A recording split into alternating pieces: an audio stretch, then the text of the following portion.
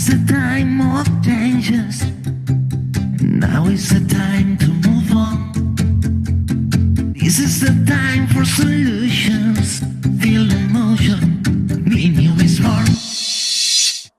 The any none of you.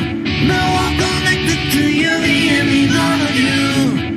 Be new will do it for you. This is the time for solutions. Be new is for you.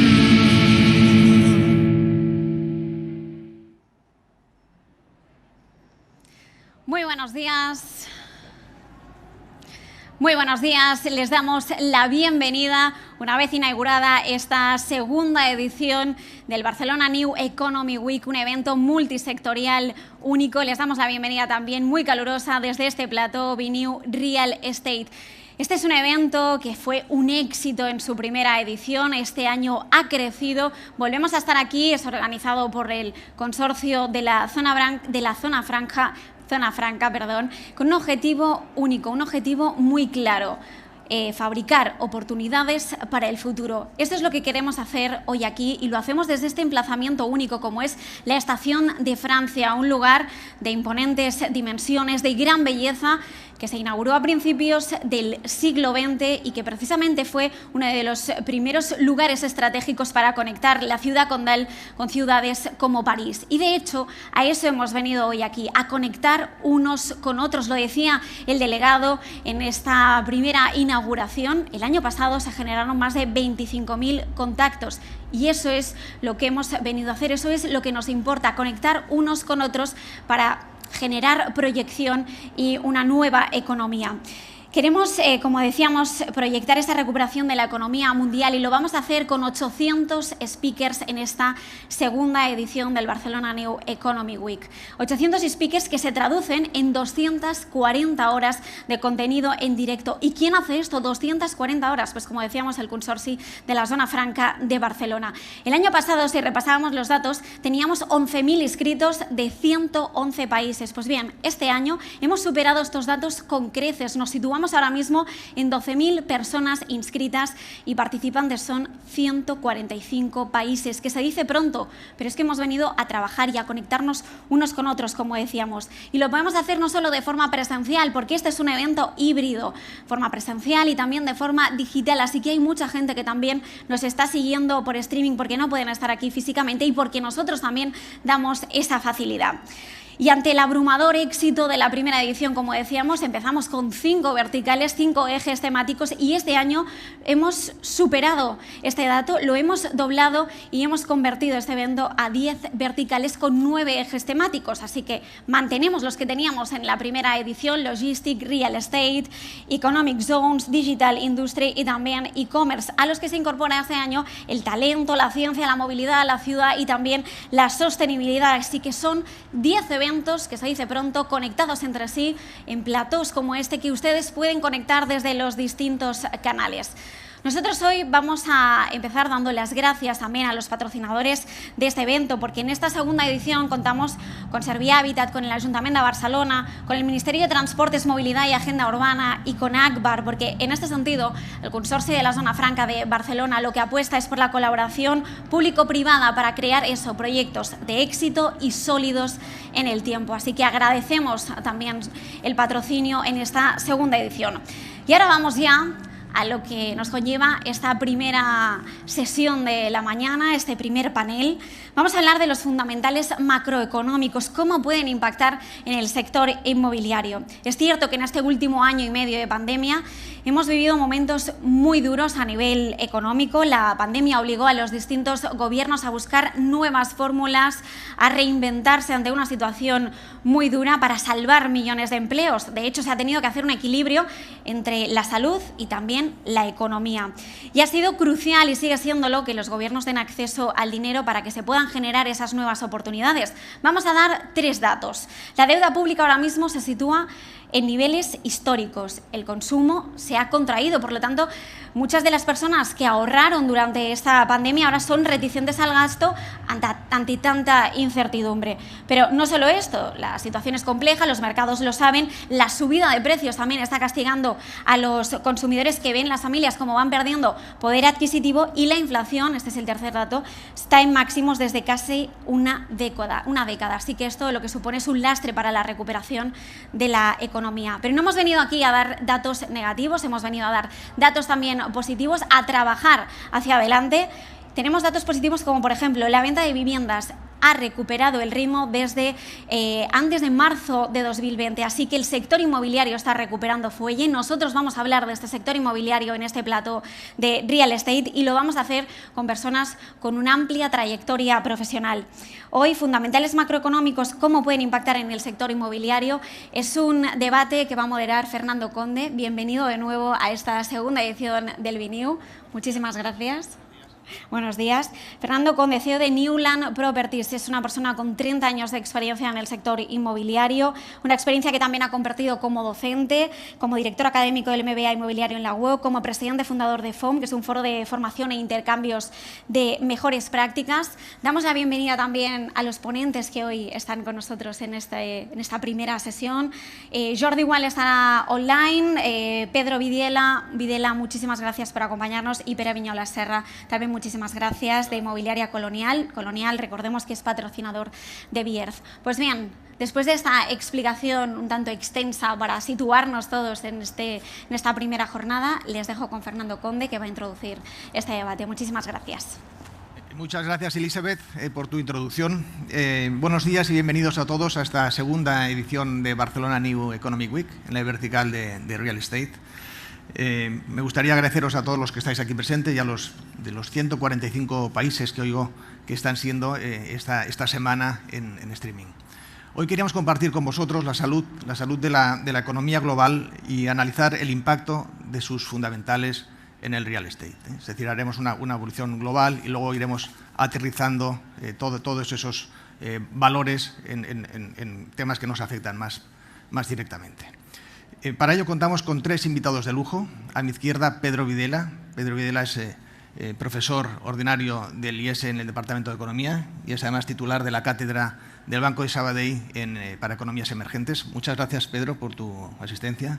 A mi derecha, Pere Viñolas, consejero delegado de Inmobiliaria Colonial y también vicepresidente de Inmobiliaria Colonial y de SFL en París. Pere, muchas gracias por tu asistencia.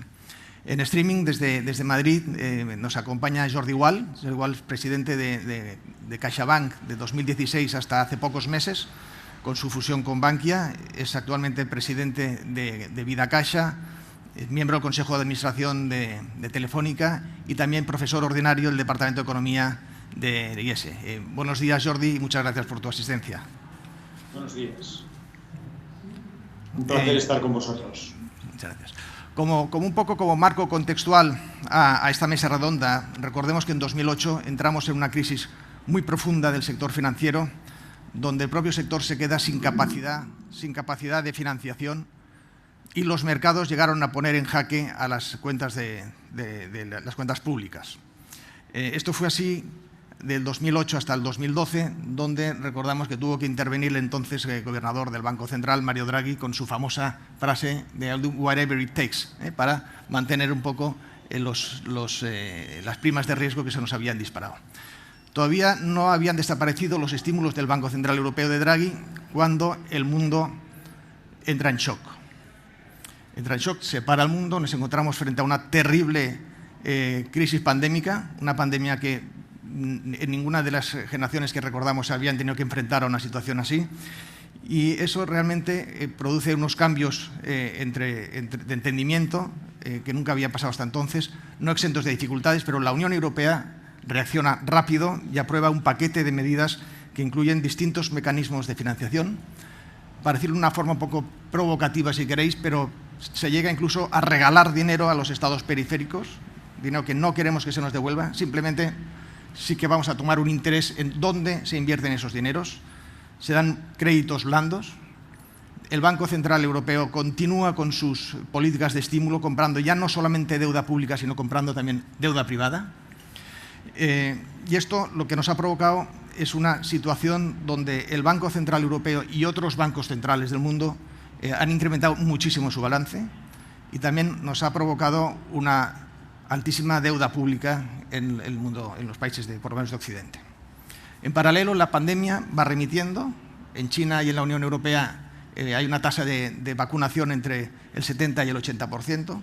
Es cierto que en Estados Unidos empezaron muy fuerte y se han estancado alrededor del 60%, pero los consumidores parece que empiezan a asomar la cabeza, que el mundo empieza a girar de nuevo. Sin embargo, nos encontramos con un incremento increíble del coste de la energía. Nos encontramos también con unas rupturas en las cadenas de producción que están produciendo que falten algunos productos por llegar, por suministrar. Y en esta situación la pregunta es obligada, ¿no? La primera pregunta es ¿cuán sostenible es esta recuperación? Vamos a dividir esto como en dos bloques, dos preguntas que van a ser más dedicadas al tema de los fundamentales macroeconómicos, que lo harán principalmente Jordi Gual y el profesor Videla, y dos más enfocadas al sector inmobiliario, donde tendrá más el protagonismo Pere Viñolas como experto en el sector. Si te parece, Jordi, puedes empezar tú con cuán sostenible es esta recuperación actual. Bien, gracias Fernando. Como decía antes, un placer estar con vosotros y lamento hacerlo por streaming, pero es una de las facilidades que nos da la tecnología, ¿no? Como consecuencia de los progresos de estos 2 últimos años. Bueno, como bien decías, la expansión en Europa está en curso. Yo creo que tiene visos de ser una expansión duradera. Tenemos el riesgo de las variantes. Va a depender, en esta recesión, tenemos una recesión que está provocada por el virus y la salida que tengamos de esa recesión en gran medida depende de la evolución de la enfermedad, de la efectividad de las vacunas y de la aparición de nuevas variantes. Las vacunas están funcionando muy bien, la tasa de vacunación en Europa es ejemplar. El segundo trimestre fue bueno en términos de crecimiento intertrimestral y nuestra expectativa, los datos que están llegando de alta frecuencia para el tercer trimestre también son positivos. Estamos viendo, como estabas diciendo, aumentos en las tasas de inflación. Esa tasa en general, la tasa subyacente aún se mantiene moderada y la confianza que tenemos todos es que estos aumentos de inflación no sean sostenidos, no provoquen una reacción del Banco Central Europeo o del Banco Central Americano, donde la inflación es incluso más acusada y por tanto el Banco Americano podría reaccionar antes y provocar repercusiones en el Banco Europeo. Bueno, yo tiendo a confiar que sea temporal esa inflación, pero también es verdad que la inyección de liquidez se ha transmitido a la economía. Esa inyección de liquidez en esta ocasión no es como la inyección de liquidez que se hizo cuando la crisis financiera. Cuando la crisis financiera se inyectó dinero para sustituir al mercado interbancario que desapareció y por tanto se creó una bolsa de liquidez que se mantuvo dentro del sistema financiero y no pasó al conjunto de la economía y sirvió para solventar esa crisis. En esta ocasión, esa bolsa de liquidez se ha transmitido al conjunto de la economía. Si a eso le añades una política fiscal que ha sido muy agresiva, especialmente en los Estados Unidos y, en mi opinión, excesivamente laxa y desordenada, no ha sido apuntando a quienes realmente necesitaban ese dinero. El riesgo de que esa inflación se convierta no solo en temporal por las restricciones de oferta, sino en permanente por la demanda que presiona y la transmisión a los salarios, es un riesgo alto. Para mí es un riesgo alto y es el principal riesgo de la situación actual, porque además los bancos centrales, de algún modo, corremos el riesgo de que estén pendientes de asegurar que se puede pagar la deuda pública y que, por tanto, si tienen que subir los tipos, no se atrevan, porque al subir los tipos provocan un problema de sostenibilidad de la deuda pública. O sea que la situación es delicada. Por otro lado, en Europa tenemos los fondos Next Generation EU, a los que has hecho referencia, que yo considero que son muy positivos. Veremos qué tal de bien se implementan en la práctica, pero son positivos en la medida que para el euro es un primer paso generando una política fiscal coordinada en el conjunto de la Unión, que tenga en cuenta los desequilibrios en las distintas zonas de la Unión Monetaria. En definitiva, yo creo que esta recuperación tiene recorrido. Hemos de recuperar el tiempo y el output perdido por la causa de la COVID, y el gran riesgo es que ese repunte de la inflación se transmita a los salarios y tengamos un efecto de segunda ronda que enquiste la inflación en tasas excesivas. Que lleguemos al 2 está bien, que lleguemos al 2,5 está bien, incluso un poco más, pero el riesgo es que nos fuéramos a tasas ya por encima del 4% de manera sostenida. Entonces los bancos centrales reaccionarían y de algún modo esa recuperación quedaría en nada, digamos. Muchas gracias, Jordi. Pedro, ¿tienes algo que añadir a La recuperación es muy desigual a lo largo a lo largo de los países del mundo. Japón ya tiene el nivel que tenía antes de la recesión, Estados Unidos ya tiene el nivel de producto que tenía antes de la recesión, Portugal va a tenerlo ahora a mediados de este año. Nosotros en España vamos a recuperar el nivel que teníamos el último trimestre de 2019 a mediados del próximo año con suerte. Hay países como Islandia que no lo harán hasta mediados del 23, hay países como Argentina que lo hará algún día. Entonces, la recuperación es absolutamente desigual a lo largo de los países. ¿Cuáles son los riesgos? Tenemos, como decía Jordi, 3 riesgos fundamentales. Primero, inflación, porque eso está ligado a cómo reacciona el Banco Central. Si los bancos centrales aumentan los tipos, vamos a enfrentar serios problemas. Y segundo, los otros problemas que tenemos, esencialmente China. China es importante para la recuperación mundial de casi todos los países emergentes. Si China enfrenta los problemas que está enfrentando hoy en día, China se está recuperando esencialmente haciendo cosas que China dijo que no iba a hacer más, que es construyendo puentes que nadie va a cruzar, edificios que nadie va, y lo está haciendo de esa manera. Si China no tiene una recuperación consistente, puede haber un impacto sobre los países emergentes. Hasta ahora, nosotros que venimos de los países emergentes estamos felices porque China está haciendo esta política y los precios de los commodities están altos. Pero eso tiene el problema de que la inflación está aumentando. Entonces la pregunta es, ¿este incremento de inflación es permanente debido al incremento de los precios de los commodities o es transitorio debido al incremento de los precios de los commodities que no puede, o es debido a la política monetaria y que el dinero está saliendo? Ese es el grave problema que enfrentamos. Muchas gracias. Vamos un poco justos de tiempo. Os pediría que fuéramos concisos y breves, y lo ha sido, Pedro. Muchas gracias.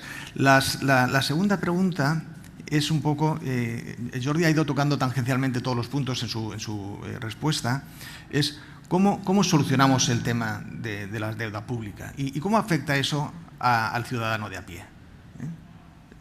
Jordi, si quieres empezar tú, por favor. Bueno, la deuda pública con esta crisis ha aumentado un 20 puntos del PIB y se sitúa en máximos históricos. Yo creo que es importante ver cómo en el pasado, la última vez que tuvimos estos niveles de deuda, cómo se pagó, cómo se devolvió, cómo se puso bajo control. Esto fue tras la Segunda Guerra Mundial. Bueno, allí lo que sucedió es que los tipos de interés estaban controlados por los gobiernos y se llevó a cabo lo que llamamos represión financiera. Y los tipos de interés se mantuvieron artificialmente bajos, los tipos nominales, los tipos de mercado, los tipos a los cuales acceden los ciudadanos, y la inflación estaba relativamente alta, con lo cual los tipos reales eran bajos y de este modo el coste de la deuda era bajo y la deuda en proporción del PIB se fue reduciendo a lo largo del tiempo. ¿Se devolvió la deuda? Sí, pero con un valor real menor que el que tenía en el momento de incurrir en la deuda. En el momento actual esto es más complicado porque tenemos unos mercados liberalizados y los gobiernos en los países avanzados no pueden intervenir los tipos de interés. Por tanto, yo creo que el quantitative easing, las compras de deuda por parte de los bancos centrales, es la manera moderna mediante la cual los bancos centrales llevan a cabo la represión financiera y mantienen los tipos nominales y reales bajos y permiten que los gobiernos puedan continuar sirviendo la deuda y que esa deuda no incida más negativamente en nuestras economías. Yo creo que Pedro podrá comentar el posible impacto en países emergentes en términos de la otra manera de solucionar el problema de la deuda, que es el impago, ¿verdad?, o la reestructuración. Esto es inconcebible en los países avanzados, también dentro de la zona euro. Y la otra manera también es la inflación, y esto ya lo hemos visto en la respuesta a la pregunta anterior. También es inconcebible que haya inflación en los países occidentales, en la zona euro o en los Estados Unidos. Antes de que hubiera inflación, tendríamos la intervención de los bancos centrales para subir tipos. Por tanto, esta es mi lectura. Nos lleva a una situación de tipos bajos durante largo tiempo, que tiene efectos colaterales muy adversos en términos de burbujas financieras, burbujas en activos reales, entre ellos, por cierto, el sector inmobiliario del que Pera, que está ahí, tú mismo, Fernando, sabéis mucho y seguro que tendréis cosas a decir. Muchas gracias, Jordi. Pedro, deuda en dos palabras, ¿y cómo eso nos afecta al ciudadano de a pie o nos queda lejos? Si hay algo que aprendemos de economía, que no hay nada gratis. There is no free lunch, ¿no? Eso es lo básico de economía. Alguien tendrá que pagar esta deuda. ¿Cómo la pagamos? Jordi dijo, represión financiera. Ha sido el sistema que utilizamos después de la Segunda Guerra Mundial. Países emergentes, ¿cómo lo hacemos? Haircuts, no pagamos.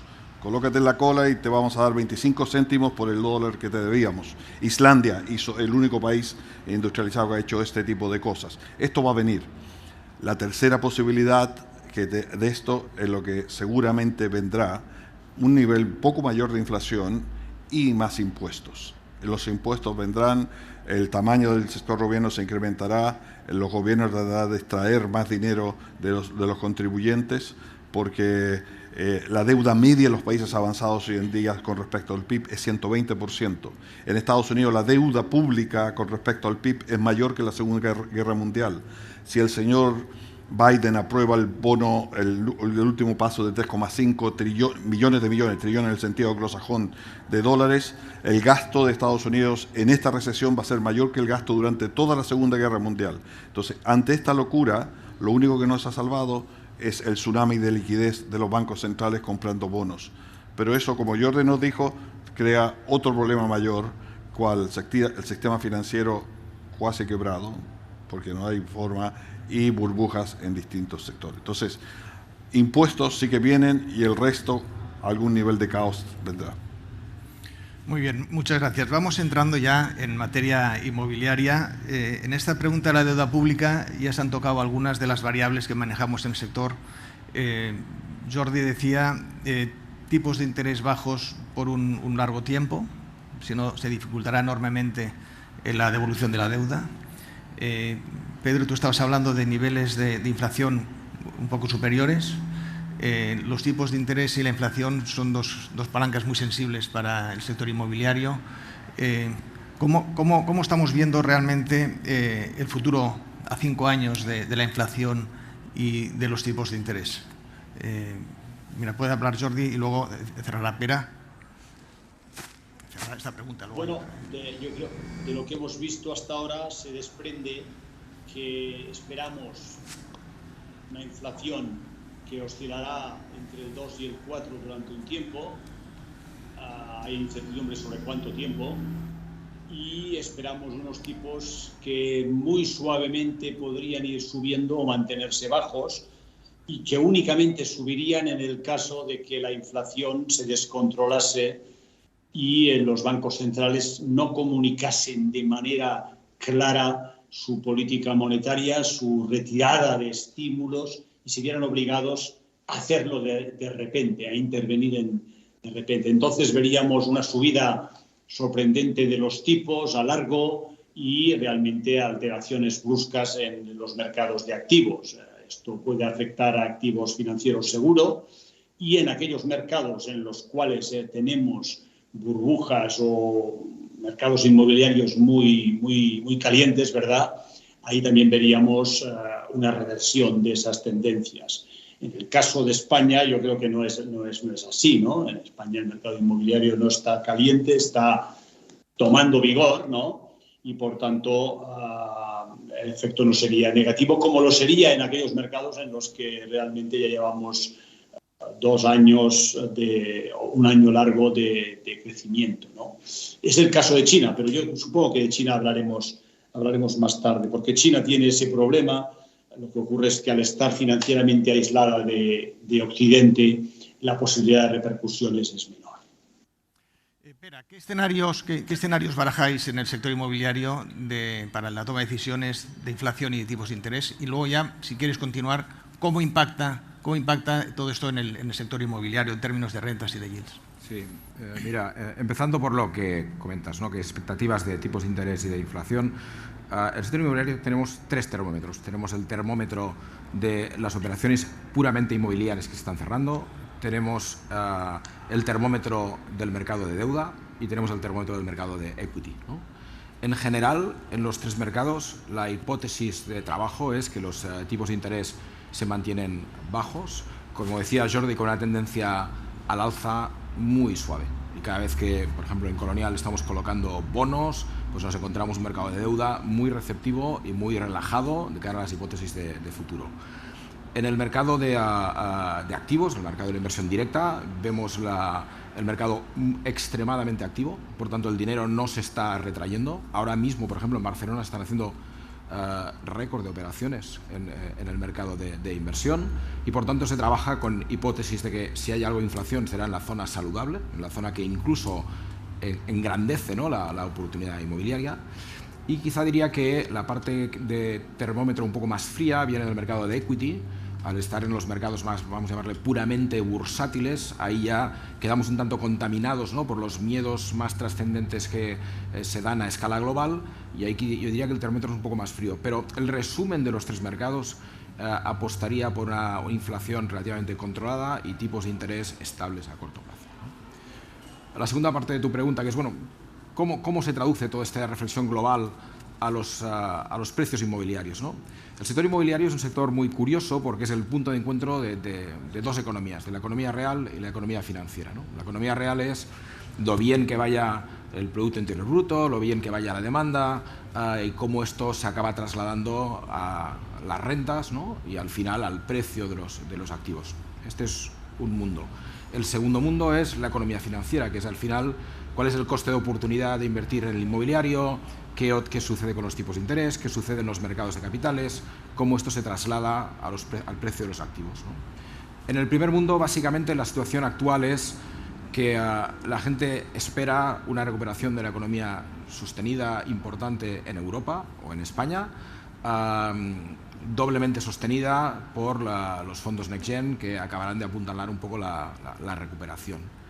Y por tanto no vemos caídas de rentas, sino sostenimiento y una cierta expectativa de futuro. Porque además hablar del PIB supone hablar de la demanda, pero luego hay que hablar de la oferta. Y a diferencia del anterior ciclo, donde había un claro desequilibrio entre oferta y demanda, había muchísima oferta, por ejemplo, en las afueras de Madrid, incluso de Barcelona, el equilibrio entre oferta y demanda de activos inmobiliarios está mucho más equilibrada. Y por tanto, por lo que llamaríamos el numerador, ¿no?, de cuánto vale un activo inmobiliario, hoy hay un relativo confort. Si nos vamos al denominador, que entroncaría con la conversación que hemos tenido hace un segundo, ¿no?, de tipos de interés, los tipos de interés están bajos. Se espera que sigan bajos. Y la pregunta es, ¿y el rendimiento de un activo inmobiliario dónde está? Pues hoy por hoy está 300 puntos básicos por encima en cualquier mercado europeo. Esto, si se compara con la historia, estaríamos en la banda extra alta. Si lo comparamos con el año 2008, 2009, en aquel momento la prima era 0. Con lo cual, lo que sucedió es que a poco que subieron los tipos de interés, los yields inmobiliarios subieron y el valor de los activos bajaron. Ahora mismo es como si el mercado inmobiliario, todavía vacunado, valga la expresión, de la anterior crisis haya estado en un modo de prevención y haya siempre mantenido un nivel de rendimiento exigido para los activos inmobiliarios 300 puntos básicos mayor a la deuda pública. Claro, esto también genera una zona de confort muy importante y hace que tampoco haya expectativas de que el valor de los activos inmobiliarios se tenga que depreciar, incluso si los tipos de interés llegaran a subir algo, porque el rendimiento que se espera a un activo inmobiliario está en una zona bastante saludable. Tú sumas estas dos cosas y lo que te da es confianza en los activos inmobiliarios. Y lo que estamos viendo es que en España y en Europa los activos inmobiliarios se están vendiendo bien, se están vendiendo por encima de los valores de tasación anteriores. Y quizá diría que la única zona, digamos, gris es que, mientras tanto, en los mercados de equity, en las compañías cotizadas como Colonial, por ejemplo, pues hay una distinta visión, más contaminada por por las grandes cuestiones globales que hacen que el mercado de equity contemple todo esto con mayor frialdad. Pero esto sería un poco el resumen y, por tanto, lo diferenciaría mucho de lo que vimos, por ejemplo, en el 2008-2009. Pues muchas gracias. Elizabeth, no sé si teníamos alguna pregunta de los que nos están siguiendo por streaming. Déjame solamente, pues, por acabar, eso es para que vayas preparándose si hay preguntas. Espera, muchas gracias. Yo me quedo un poco con la idea de la primera pregunta de cuán sostenible es esta recuperación. Pues parece que si no pasa nada extraño, y también con los países emergentes, con China en concreto, pues parece que esta recuperación puede ser sostenible. Estamos hablando, yo no puedo ir más allá de 3, 4, 5 años, pero sí puede ser sostenible. Que los tipos de interés se van a mantener en esa línea necesariamente bajas, puede ir un slightly up, pero muy slight. Y el sector inmobiliario, yo creo que 300 puntos básicos por encima estamos en una zona suficientemente de confort. No sé cómo está la demanda real, pero como mercado yo creo que está bastante en equilibrio, sobre todo después de la sacudida que nos ha dado el mundo, ¿no? Entonces, mi conclusión es que, después de hablar con expertos del mundo en la economía y del real estate, para los del sector inmobiliario, que van, como tú muy bien has dicho, vinculado la economía real con la economía financiera, se nos pueden relajar un poco las carótidas. No estamos atisbando tormentas perfectas en estos 4 o 5 años. ¿Es así? Sí, a ver, yo creo que en el corto plazo la demanda le está costando salir del armario, por decirlo de alguna manera, y por tanto hay que tener paciencia. Pero la recuperación económica al final está directamente vinculada a la demanda de activos inmobiliarios, y por esta parte tenemos que ser positivos. Y por la parte de la economía financiera, es que hay una mega tendencia de ahorro mundial muy poco presente en el sector inmobiliario, que llevaba muchos años invirtiendo en renta fija, hasta descubrir que la renta fija ni es fija ni hay renta. Esto también se ha descubrido recientemente, ¿no? Y esto genera un efecto comparativo para el sector inmobiliario muy importante, que le da un buen soporte. Muchas gracias. Elizabeth, ¿tenemos alguna pregunta por ahí? Sí, Fernando. Tenemos varias preguntas. Recordemos que muchos de los asistentes nos están siguiendo por streaming, nos hacen llegar sus preocupaciones, sus inquietudes a través de escuchar vuestro debate de hoy. Y una de las primeras es sobre Evergrande. ¿Cómo puede impactar Evergrande en la economía mundial? Recordemos que este gigante asiático tiene deudas por más de 300 millones de dólares. La situación ya es calificada como el Lehman Brothers chino. Así que, ya que os tenemos aquí, vamos a aprovechar. Tú dirás, ¿quién quiere empezar? Pues Pedro, ya que tú has hablado de China y de lo que está haciendo lo que había dicho que no iba a hacer, y de construir puentes y construir edificios, yo creo que aquí tenemos un ejemplo. ¿Eso hay un riesgo de contaminación para accidente? ¿No? Yo creo que el impacto va a ser indirecto. China es una economía cerrada, la cuenta financiera, la balanza de pago de China ha estado siempre cerrada, el renminbi no es una moneda convertible, el nivel de deuda externa de Evergrande es mínimo, pero sí puede afectar la recuperación de la economía china, y va afectando a la recuperación de la economía china, afectar a países emergentes. Yo no creo que sea un impacto directo. Ayer Evergrande dejó de ser cotizada en Hong Kong, los mercados se colocaron nerviosos ante eso, pero es es el barrio. No creo que haya un impacto en las economías, en el sector financiero mundial, porque esencialmente está cerrada financieramente. Yo creo que con Jordi estamos de acuerdo en esto, ¿no? Yo estoy con la duda que dice Jordi, por eso le pasé la pelota. No, coincido, Pedro y Fernando, pero quiero añadir que los últimos datos que he visto, algo remarcable, el peso al que ha llegado el real estate en el sentido amplio de la palabra en China es histórico, cercano al 28-29% del PIB. El único país que llegó a estas cifras de manera comparable, ya sabéis cuál fue, España, en los años 2000. Y sabéis lo que costó digerir el boom inmobiliario en nuestro país. Por tanto, y lo que significó en términos de asignación incorrecta de capital durante muchos años. La economía china, por tanto, le ha pasado algo parecido a lo que le pasó a nuestra economía. Creció fuertemente unos años de manera artificial y en los próximos esto no podrá ser así. Se construyeron muchas cosas, como dijo Pedro, que realmente aportaron renta ficticia y aportaron poco valor a la economía, y los años próximos serán años de menor crecimiento, y esto impactará para todos aquellos que hacemos negocio con la economía china y impactará al crecimiento de las economías del resto del mundo. Muchas gracias. Pero quizá ese impacto ya lo estamos viendo, por ejemplo, en los problemas de abastecimiento que están teniendo las empresas, industrias en que incluso han tenido que parar su producción porque ese abastecimiento de productos muy concretos, los chips, por ejemplo, no está llegando. O sea que en ese sentido China ya nos está afectando en el día a día. No sé si Pere también quería añadir, perdona. Sí, yo creo que lo que dices es correcto. Ya hay un efecto a corto plazo de disrupciones.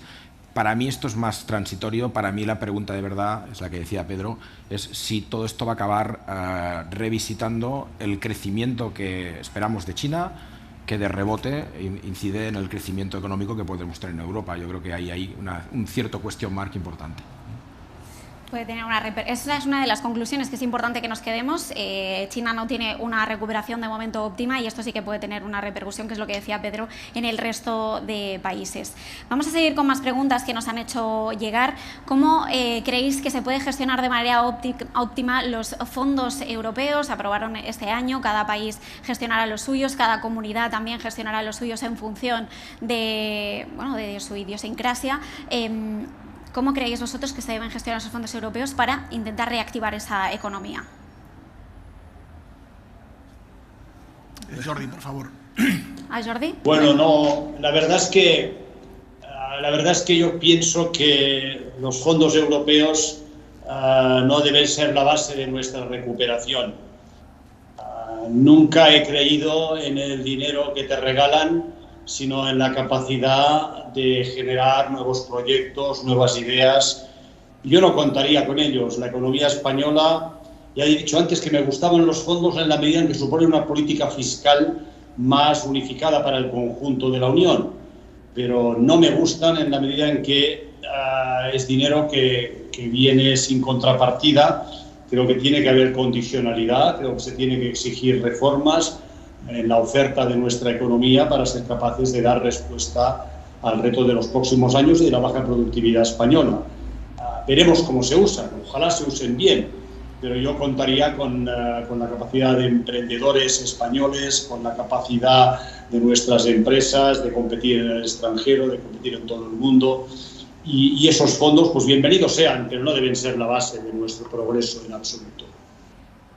Creo que en el Departamento de Economía del IES hemos conversado mucho sobre esto. Tenemos distintas visiones, ¿no? De las más liberales como yo, que digo, dénselo a las personas, a todos los españoles, que le llegue un cheque con este dinero, que va a utilizarlo mejor que el gobierno, hasta otra persona dice, paguemos la deuda con eso, que no venga, paguemos la deuda que debemos, así vamos a hacer. Es indirectamente disminuir potenciales incrementos de impuestos. Yo creo que Jordi en su anterior dijo muy importante, lo importante de estos fondos no es el dinero que viene ahora, que va a ayudar y todo esto, lo importante es que estamos creando una mutualización, una política fiscal que de toda la Unión, que eso es lo que necesitamos tener, ¿no es cierto? Entonces, es el primer paso para tener una política fiscal común, que esperamos que venga con bastantes earmarking, o sea, bastante condicionalidad hacia el futuro. Pero esto es lo que estamos construyendo, una unión monetaria que hasta ahora le faltaba esa pata. Y esto nos ha ayudado a empezar a construir esa pata. Y eso es lo importante a este punto. ¿Espera? Sí, yo estoy muy de acuerdo con todo lo que se ha dicho. Si acaso lo que añadiría en positivo de estos fondos es que pueden ayudar a crear la economía de la sostenibilidad, que al principio es muy complejo porque la viabilidad económico-financiera de algunas iniciativas pues no es tan fácil, y creo que un apoyo en el sentido de los fondos europeos puede crear algo tan necesario como inexistente en la actualidad. Claro, eso te iba a decir, porque el Gobierno ha llevado por bandera esos dos ejes, ¿no? La sostenibilidad y también la digitalización, hacer las empresas que tenemos en España más digitales y adaptadas al futuro, que es un futuro realmente muy presente, porque la digitalización tendría que quizá haber llegado mucho antes y quizá vamos con un poquito de retraso, ¿no? Sí, yo creo que los dos retos son muy importantes. Me parece más complejo el de la sostenibilidad, porque ahí choca la lógica empresarial muchas veces con el interés público, y el dinero público de los fondos puede ser lo que haga posible cosas que si no, no saldrían, ¿no? La digitalización creo que es un reto que en cualquier caso probablemente las empresas superarían, ¿no? Creo más importante el frente a la sostenibilidad, y creo que ahí los fondos públicos pueden jugar un papel. También habéis hablado del ahorro, creo que también es un tema importante, lo decíamos en la introducción. Muchos ciudadanos han aprovechado ante la incertidumbre de esta pandemia para ahorrar, pero quizá no se está gastando al ritmo que nos hubiera gustado. ¿Cómo se puede intentar incentivar ese gasto de la ciudadanía para que también repercuta en el resto de sectores? Tema de confianza, Pedro. Sí, yo creo que, nuevamente, refiriendo a lo que comentamos anteriormente, ¿no? No vamos a una economía post-COVID, vamos a una economía con COVID. Vamos a tener que aprender a convivir con nuevas formas del virus, etcétera, etcétera. Entonces, hasta que no tengamos cierta estabilidad en ese sentido, vivimos con la incertidumbre. Y si tenemos incertidumbre y no sabemos cómo va a ser el futuro, yo quiero ir líquido al futuro. Por lo tanto, el ahorro va a seguir siendo mayor de lo que veíamos antes, ¿no es cierto? Hasta que no tengamos una clara visión sobre esto, va a ser muy difícil incentivar mayor ahorro. Sí, apelabais a la paciencia, de hecho. No sé si... No, a la confianza. Sí, pero antes también creo que Pérez decía, hay que ser muy pacientes hasta que se vuelva a reactivar. Hay un gasto, una mega tendencia de ahorro, no sé si también lo decía Pedro, ¿no? ¿Cuál debería de ser una política fiscal adecuada para estos momentos? Que tenemos, por un lado, dinero, pero por otro lado, el mercado del empleo está ahí cogido con pinzas. ¿Cuál debería ser una política fiscal adecuada? Vamos a circunscribirnos, si queréis, a España, por ejemplo, porque eso son diferentes velocidades por distintos estados. Bueno, no podemos gastar mucho más de lo que tenemos. O sea, una política tiene que ser expansiva en situación de crisis como la que tenemos, pero no puede ser estructuralmente expansiva. El déficit primario de España creció fuertemente porque durante años se argumentó que no teníamos un déficit estructural porque teníamos altos impuestos. Bueno, esos impuestos, esa recaudación impositiva provenía esencialmente del sector inmobiliario. Se cayó el sector inmobiliario, se cayó la recaudación y aumentaron los gastos, y hemos tenido permanentemente déficit. La acumulación de la deuda desde el 40% del PIB el año 2008 hasta ahora ha sido impresionante. Entonces, lo que hay que hacer es tratar de contener los gastos. De alguna forma hay que hacer gastar de mejor forma. Durante esta recesión es muy difícil porque estamos en una recesión difícil, pero estructuralmente hay que mejorar la estructura de gastos. Y esta es la política que permite hacia el futuro, porque esta es la que no hace el crowding out del sector privado. Ahora no tenemos ese problema porque el Banco Central está comprando todos los bonos, pero el sector público, cuando entra al mercado financiero, saca dinero al sector privado para que pueda crecer. Y esto para el futuro esto va a ser algo importante. Si me lo permitís, Fernando, sí. Sobre política fiscal, me gustaría incidir en que es muy importante, como ha dicho varias veces el gobernador del Banco de España, tratar de convencer ya a los mercados de que hay un plan de consolidación fiscal para cuando termine la fase aguda de la crisis.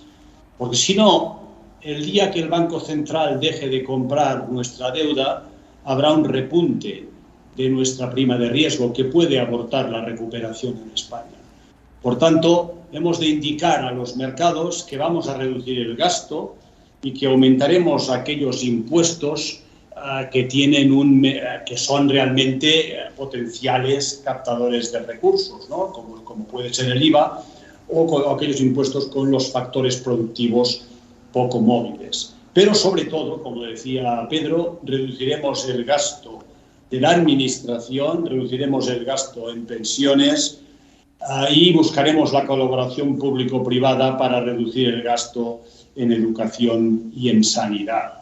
Esto es muy importante porque durante los últimos años ha habido aumentos, Pedro le ha llamado el déficit primario, otra manera de verlo es que ha habido aumentos en el déficit estructural de la economía española. Es decir, el ciclo nos ayudaba a mejorar nuestras cuentas, pero lo que es gasto permanente, independiente del ciclo, se aumentaba. Y en este ciclo adverso de la COVID, una parte del déficit era lógico porque caía la economía, pero otra parte del déficit se ha hecho aposta con aumentos de gasto que quedan incorporados a nuestro sistema económico, a nuestras cuentas públicas y que van a ser una losa a futuro.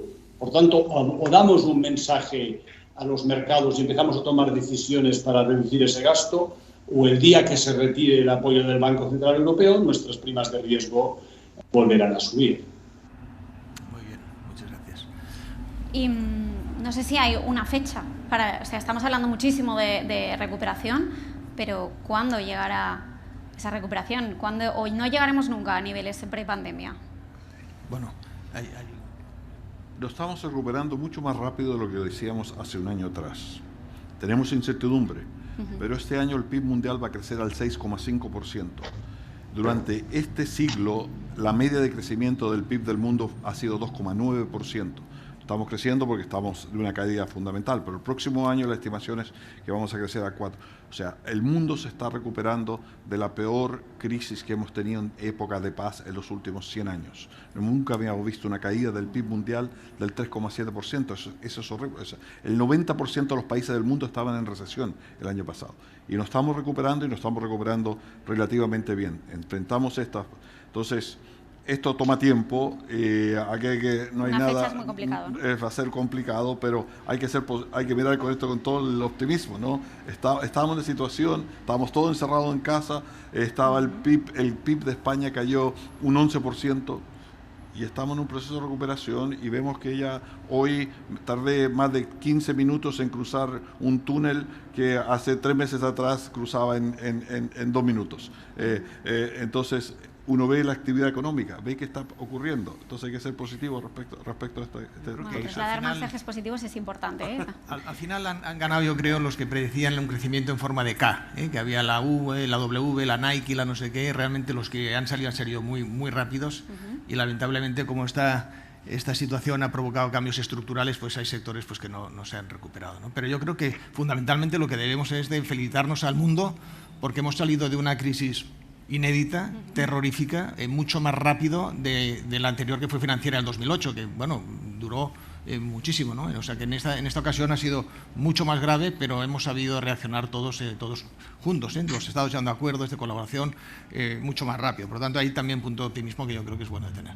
Y que además es una situación que ha pasado igual para todos los países. Es decir, cuando hablabas de la crisis en el 2008, pasó en España, pero en esta situación nos hemos encontrado en un nivel excepcional, todos a la vez, han tenido que remar todos los países a la vez y buscar fórmulas para salvar todos esos millones de puestos de trabajo a la vez, ¿no? Quizá eso es lo que le hace distinto a otras crisis. No sé qué opina Pera. No, yo pienso que sí, la palabra paciencia no hay que entenderla en negativo. Es que la última ola ha sido hace 3 meses o 2 meses. Es que primero hablábamos de una crisis sanitaria que sería para el año 20 y el 21 sería para la recuperación económica, y al final la crisis sanitaria ha sido el 20 y el 21 hasta hace 2 o 3 meses.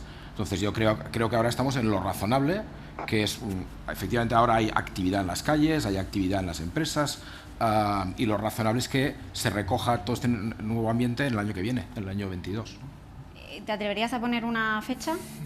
No, hay estadísticas por ahí que ponen el que España iguale con el pico pre-COVID a principios del 23, o sea, un pelín más tarde que el resto de Europa, pero yo creo que, sin ser muy precisos, el segundo semestre del 22 y primero del 23 tendríamos a estar hablando ya de otras realidades.